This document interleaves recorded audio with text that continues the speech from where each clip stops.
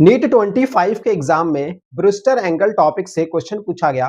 Question में हमसे पूछा गया है, an unpolarized light beam travelling in air is incident on a medium of refractive index 1.73 at Brewster angle, then इससे related हमें चार स्टेटमेंट गिवन है। तो सबसे पहले समझते हैं कि ब्रूस्टर एंगल क्या होता है।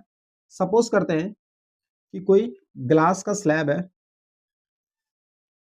एंड इस पे एक अनपोलराइज लाइट को लाके हमने इंसिडेंट करवा दिया है। नॉर्मल के साथ क्या होगा, इस लाइट का कुछ पोर्शन क्या होगा, रिफ्रैक्ट हो जाएगा एंड इसका कुछ पोर्शन रिफ्लेक्ट हो जाएगा।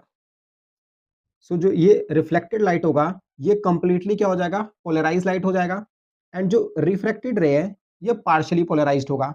एंड रिफ्रैक्टेड लाइट के बीच का एंगल जो बनेगा वो 90 डिग्री बन जाएगा। अब इससे रिलेटेड हम स्टेटमेंट को चेक करते हैं।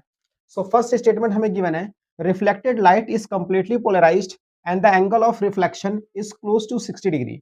इतना पोर्शन यहां तक ठीक है। ये इस पोर्शन के बारे में भी हम कुछ कह नहीं सकते हैं।